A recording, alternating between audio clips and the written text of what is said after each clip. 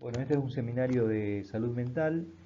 Vamos a dar dos partes. La primera va a ser sobre adicciones en general y nos vamos a enfocar en las principales sustancias de consumo en nuestra sociedad y después vamos a hablar de alcoholismo.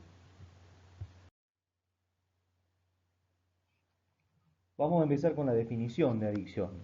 La adicción se define como la búsqueda compulsiva de sustancias que no tienen utilidad para la salud y que se utilizan a pesar de que hay conciencia de que producen daño.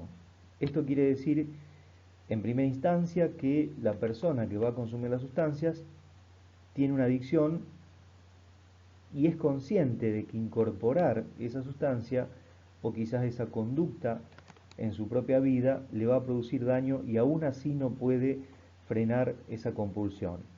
Hablar de compulsión nos da la pauta de que estamos ante algún sustrato neuroanatómico ubicado en el cerebro, que es el que va a generar la conducta de búsqueda y que va a producir esta repetición permanente donde el paciente adicto no puede aprender de la experiencia, es decir, no puede frenar el consumo de sustancia aún sabiendo las consecuencias negativas que tiene y lo que le puede ocasionar.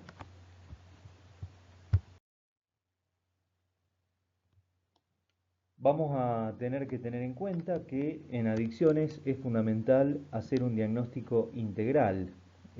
Como todos los pacientes adictos, el diagnóstico integral es fundamental, ya sea por emergencia o porque así lo podemos planificar. La primera etapa debe ser la etapa de desintoxicación y deshabituación del paciente, que por norma general requiere internaciones breves, que se pueden volver prolongadas, por supuesto, de acuerdo a la gravedad de la psicopatología del paciente y de la afectación clínica que tenga. En general, lo ideal sería que la desintoxicación y la deshabituación sea en un hospital general donde se cuente con los recursos, porque son pacientes en general que están muy dañados desde el punto de vista físico, eh, con mucha afectación cardiovascular, en el caso del paciente alcohólico, con mucha afectación del aparato digestivo, fundamentalmente el hígado, y la desintoxicación y deshabituación general en los psiquiátricos no es recomendable porque no contamos con los recursos necesarios para poder asistirlo en caso de una urgencia.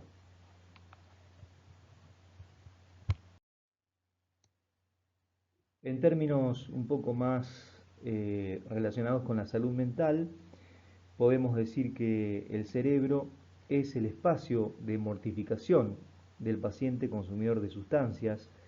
Hay como una especie de regresión a la prehominización, en el sentido de que las drogas en general afectan las áreas del cerebro más evolucionadas, más racionales, ¿sí? Y se produce un síndrome de desfrontalización, digamos.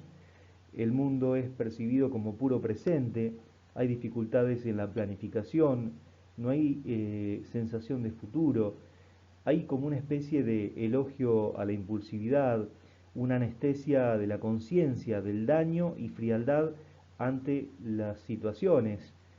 Hay como una especie de muerte de la empatía y de la compasión. El paciente adicto puede transformarse en una persona en la cual solamente le interese el consumo de sustancias, ¿sí? Y eso se vuelva, digamos, el centro de su vida, quedando todo lo relacionado con los afectos y su propia salud en un plano muy secundario. El cerebro queda vulnerable luego de una experiencia de consumo y queda condicionado intensamente por señales ambientales. ¿Qué quiere decir esto?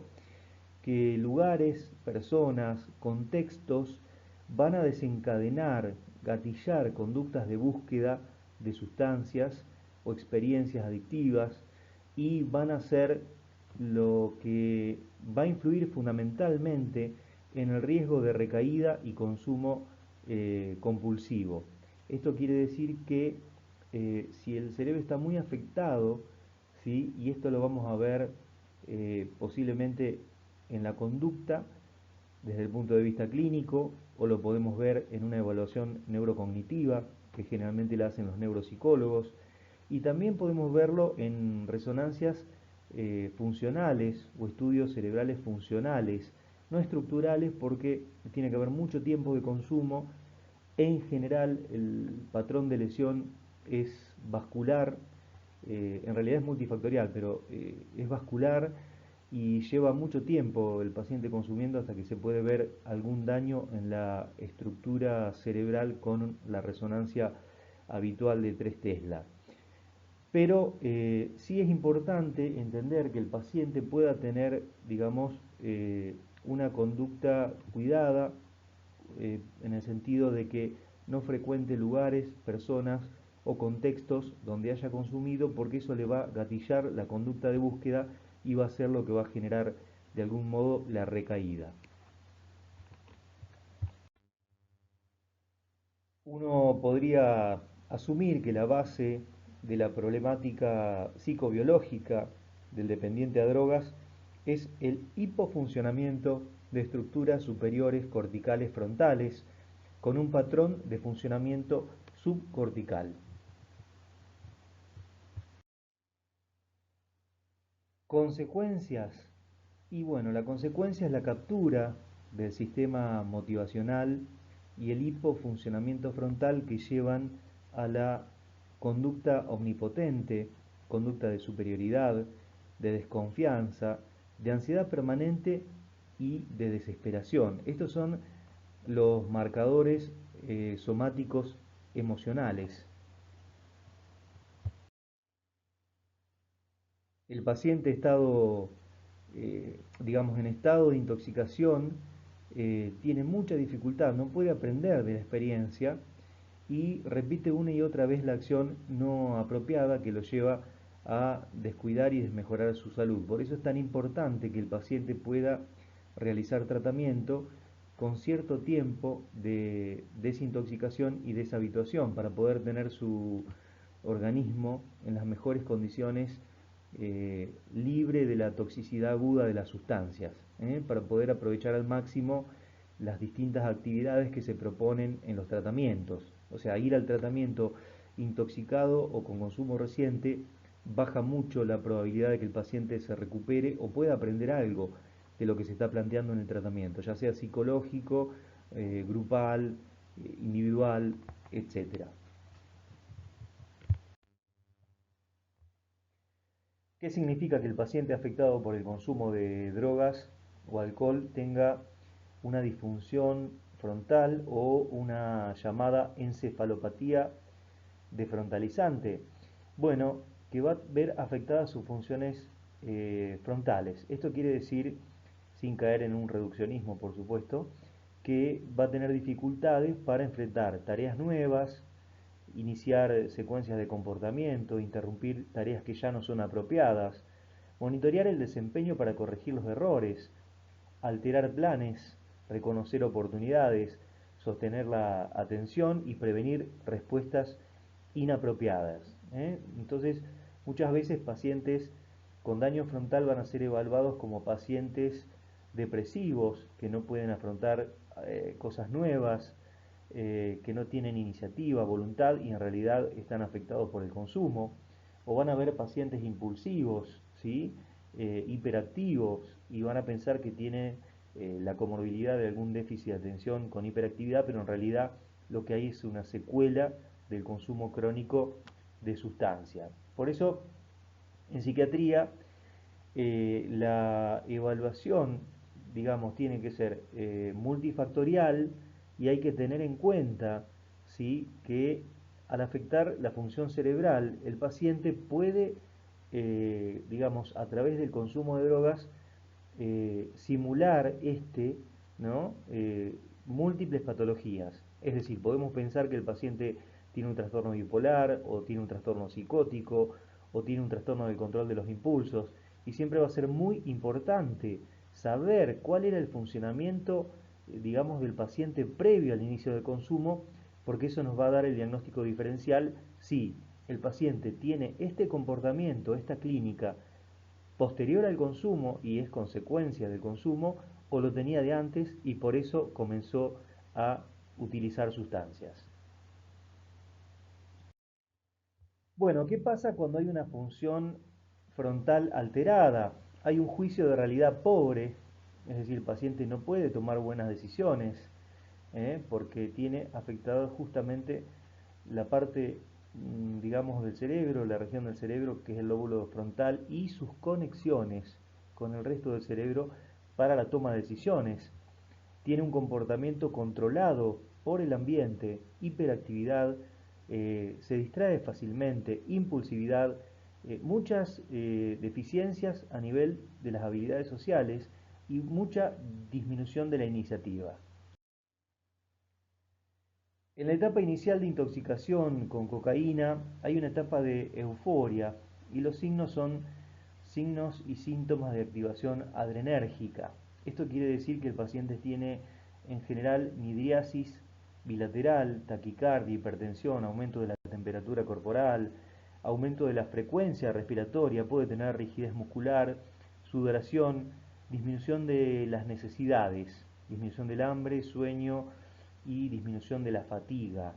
Esto es la primera etapa donde el paciente ha consumido cocaína y está rígido o está excitado e hiperactivo. Otro grupo de síntomas son la taquipsiquia, es decir, la sensación de que la cabeza le va a mil, el paciente puede estar logorreico, o sea, no para de hablar, puede estar hiperproséxico, es decir, hiperalerta. Todos los estímulos ambientales se vuelven relevantes y está prestando atención a todo simultáneamente. Puede haber irritabilidad, impulsividad, hiperexcitabilidad, hipersexualidad, sensación de omnipotencia y desinhibición. Una segunda etapa es la etapa de disforia.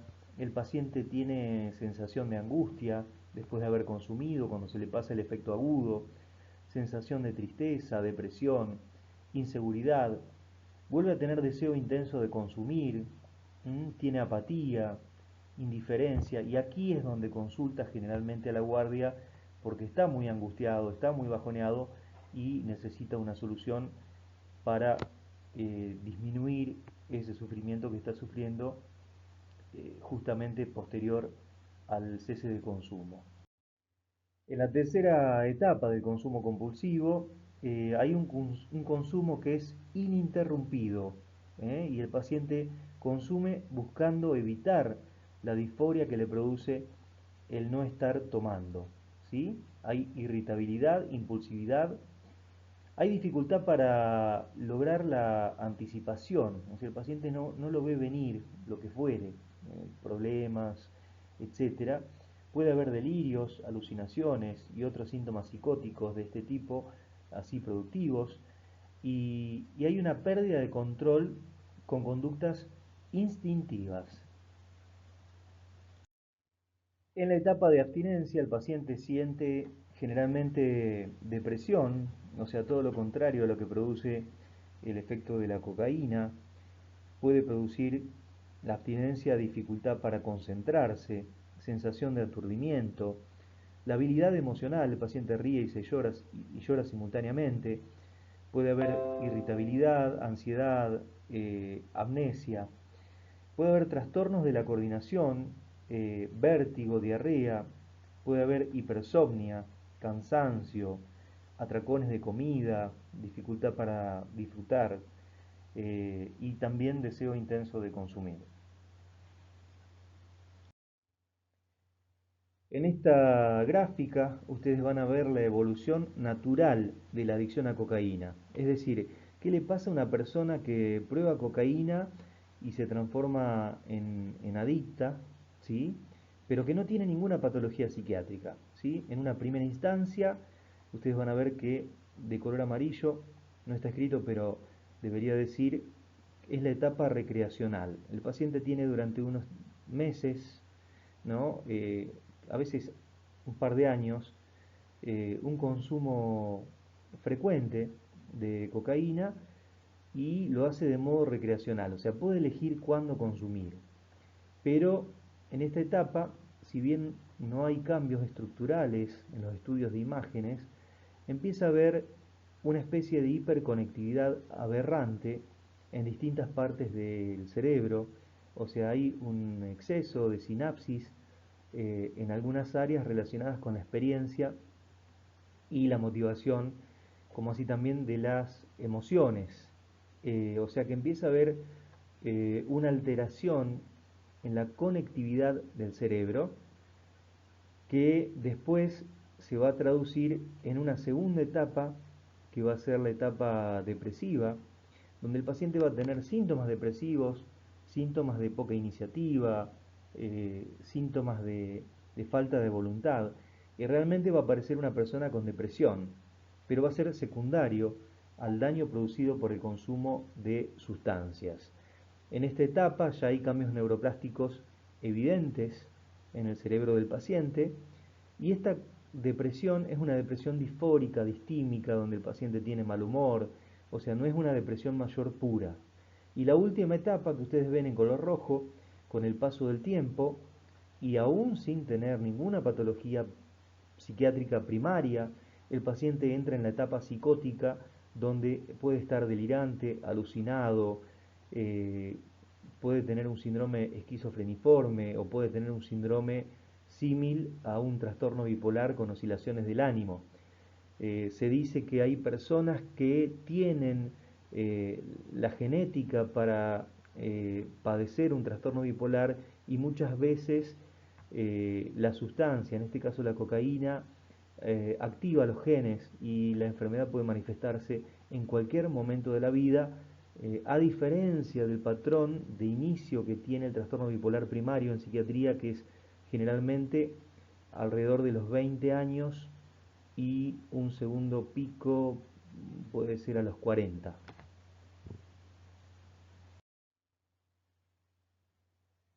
Bueno, ¿qué vamos a ver en la guardia?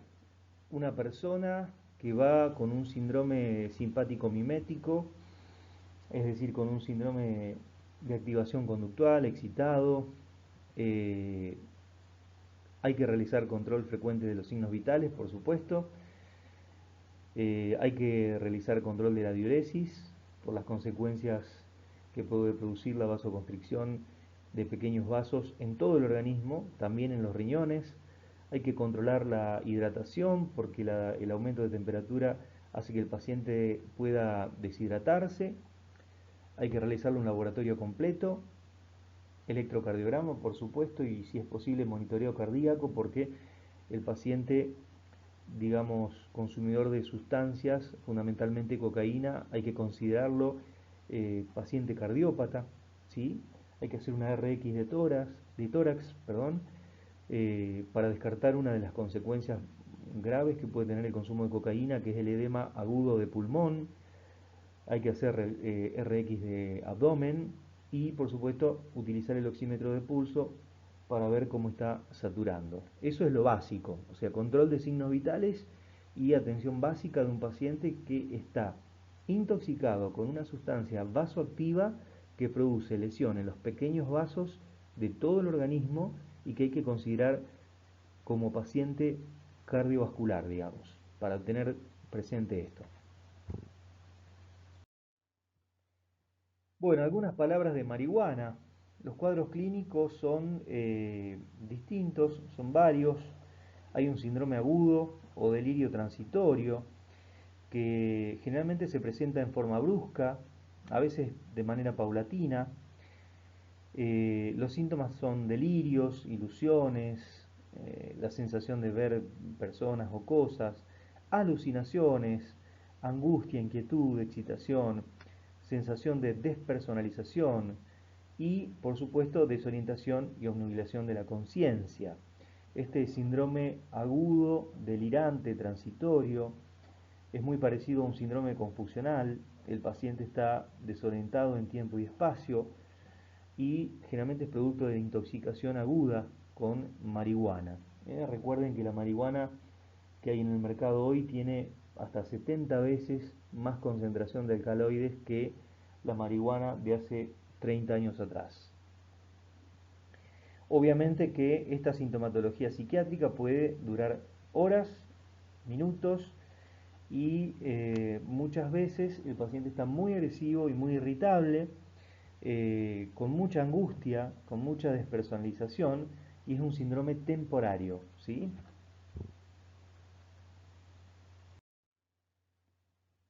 Bueno, las variedades clínicas de la presentación del consumo de marihuana que lleva a la urgencia o a la crisis o a la consulta, básicamente son cuatro, elementalmente.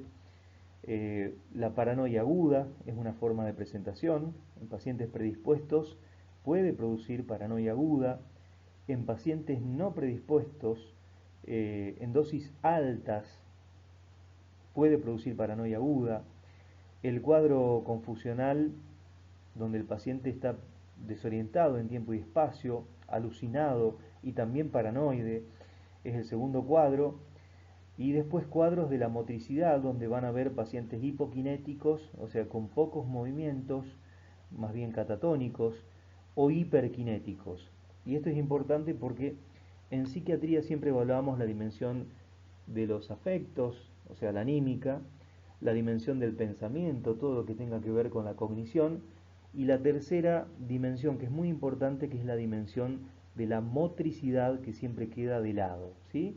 Psiquiatría evaluamos todo lo que es movimientos secundarios, movimientos acompañantes, no los movimientos básicos que las personas hacen, sino los que son más terreno de la neurología, digamos, sino los movimientos acompañantes, ¿eh? Si hay manierismos, si hay hipoquinesia, etcétera, etcétera. Pero siempre evaluar la dimensión de la motricidad es muy, muy importante. Hay cuadros que aparecen como exceso o defecto de movimiento, como si fueran síndromes catatónicos producidos por consumo de marihuana. Bueno, para decir algunas palabras del cuadro de paranoia aguda, es un cuadro muy parecido en su sintomatología a la que produce el consumo de LSD o las anfetaminas. Se denomina comúnmente mal viaje, mambo negro. Es temporal, o sea, generalmente cede cuando disminuyen las concentraciones plasmáticas y cerebrales de THC, pero el paciente puede tener un cuadro paranoide agudo de contenido persecutorio, se siente observado, perseguido, todo se refiere a él, el mundo, entre comillas, sabe lo que está haciendo, lo que piensa, lo que siente, está el paciente muy angustiado, y tiene un montón de síntomas neurovegetativos. Generalmente la aparición es brusca y generalmente tiene agitación y agresividad. El segundo modo de presentación, el cuadro confusional alucinatorio paranoide agudo, bueno, en su título que es bastante extenso, nos da idea de cómo se presenta. Eh, es sintomatología psicótica, de características tóxicas, son reacciones agudas, hay obnubilación, confusión, desorientación, despersonalización, se pueden ver o confundir objetos o personas, y eso se llaman ilusiones, perdón. Puede haber alucinaciones visuales, generalmente muy cromáticas. Eso habla de que el cuadro es de origen orgánico, en este caso tóxico, ¿sí? Eh, Puede tener alucinaciones auditivas, en general no, pero bueno, pueden aparecer voces que lo llaman al paciente o le avisan algo, y puede haber alucinaciones olfativas. En términos generales, las alucinaciones son más de tipo visual, como suele pasar en los cuadros orgánicos, quedando en un segundo lugar todo el tema alucinatorio, olfatorio o auditivo, ¿no? Que generalmente se produce en los cuadros de psicosis más de índole primaria, digamos, ¿no? Psicosis esquizofrénicas, o sea, cuadros no tóxicos.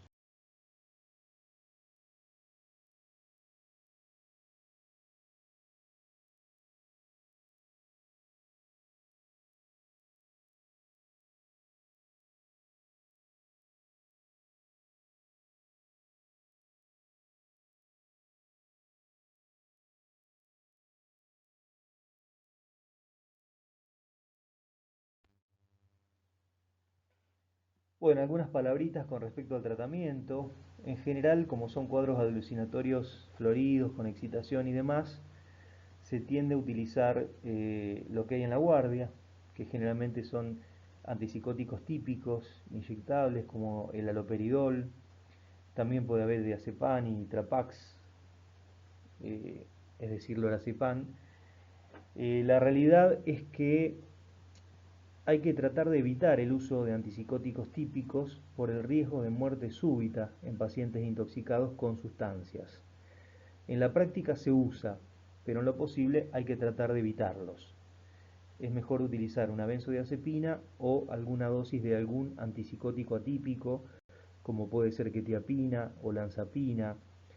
Quizás no el uso de risperidona por el efecto, digamos, vascular que tiene la risperidona, y estos pacientes son pacientes vasculares en general, para evitar, digamos, que haya algún tipo de lesión vascular secundario al consumo y también al efecto del medicamento, en este caso risperidona. En general, lo ideal sería olanzapina, quetiapina. Si no hay opción, se puede utilizar aloperidol, se pueden utilizar benzodiazepinas, pero bueno, hay que hacer todos los controles, digamos, de sostén vital para el paciente para que no haya complicaciones.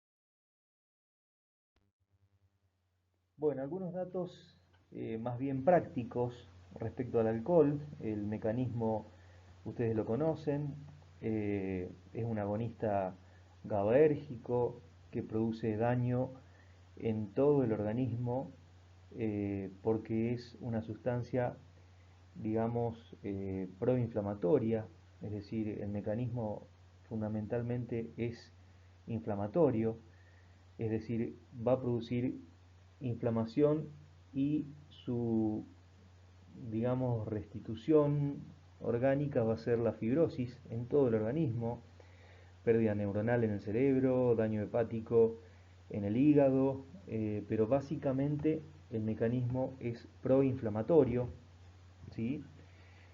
Cuando hay un paciente alcohólico que está alcoholizado justamente y concurre a la guardia, hay que buscar causas de confusión mental o de obnubilación de la conciencia, como por ejemplo hipoglicemia, eh, algo como un TEC, una crisis postictal. Tenemos que buscar signos de traumatismo encefalocraneano, signos de enfermedad hepática, desnutrición, observar si hay signos de neuropatía periférica, ataxia, nistagmo.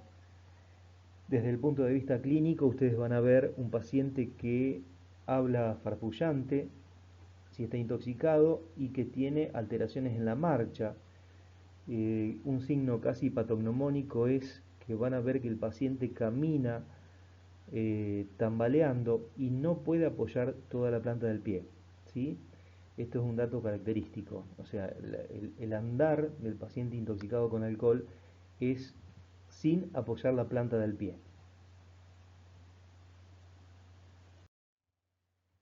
¿Cuándo hospitalizamos al paciente alcoholizado? Cuando tiene historia de abstinencias graves, traumatismo de cráneo reciente, alguna complicación médica, delirios o alucinaciones, fiebre mayor a 38 grados o signos de desnutrición o deshidratación importante. Obviamente que este criterio va a ser independiente y va a ser singular para cada servicio y para cada sistema de atención, ¿no? Bueno, ¿cómo manejamos el síndrome de abstinencia alcohólica? Bueno, depende de la gravedad del consumo. En pacientes que tienen buena reserva hepática, empieza rápidamente cuando disminuye o suspende la ingesta alcohólica, ¿sí?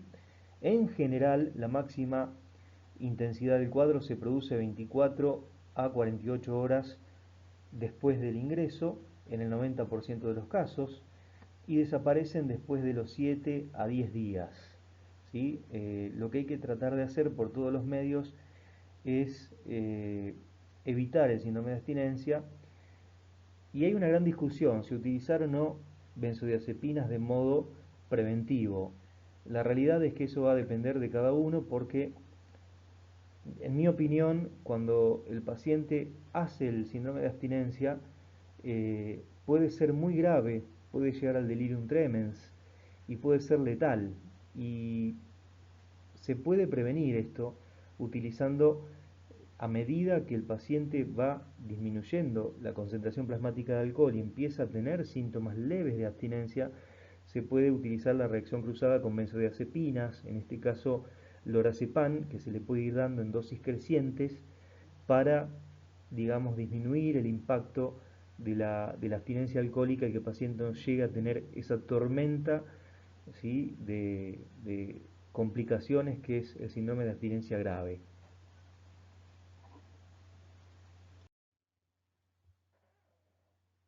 Bueno, ¿y cuáles son los síntomas más frecuentes encontrados en pacientes con alcoholismo? Temblor en manos y en lengua, náuseas, vómitos, sudoración, taquicardia, aumento de la presión arterial, hipotensión ortostática, irritabilidad, ansiedad, depresión, insomnio y pesadillas. Recuerden que un paciente, digamos, que está en abstinencia va a tener también un síndrome simpático mimético con activación adrenérgica y las consecuencias que esto va a traer en su organismo, ¿no? El alcohol es un depresor del sistema nervioso, es un agonista GABA, y tienen que recordar que el cerebro tiene dos tonos, un tono excitatorio que está dado por la mayoría de los neurotransmisores, y el fundamental es el glutamato, que es excitatorio, que, bueno, es el neurotransmisor como contrario, digamos, al GABA. Entonces, durante la ingesta de alcohol, el GABA está en su máximo nivel, por lo tanto, el glutamato está, digamos, en aumento, pero frenado por la acción del GABA. Cuando el paciente deja de tomar alcohol, y esto es un modo práctico y simple de pensarlo, los niveles de GABA disminuye y por lo tanto se produce una exacerbación aguda de los niveles de glutamato y de noradrenalina, dopamina y demás, y entonces aparecen todos los síntomas adrenérgicos, alucinatorios, dopaminérgicos, excitatorios, la inestabilidad hemodinámica y bueno, un montón de complicaciones que ustedes van a ver en el paciente que dejó de estar con un exceso de tono GABAérgico, digámoslo así, de modo práctico.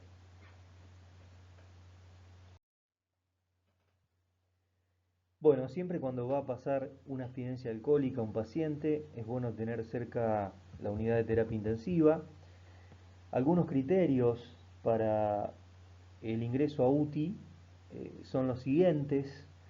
Obviamente que de esto desde el punto de vista de la clínica psiquiátrica, digamos, ¿no? Seguramente desde el punto de vista clínico va a haber un montón de cosas más finas para tener en cuenta, pero bueno, si el paciente es mayor de 40 años, tiene cardiopatía, inestabilidad hemodinámica, alteraciones del ácido base, alteraciones electrolíticas severas, insuficiencia respiratoria, hipertermia persistente, signo de rhabdomiólisis o de insuficiencia renal, tiene criterios de subir a UTI.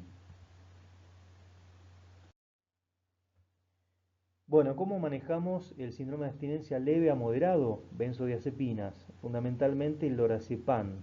Se puede utilizar la vía endovenosa, diluido el lorazepam en suero fisiológico y goteando lentamente para evitar cualquier complicación respiratoria.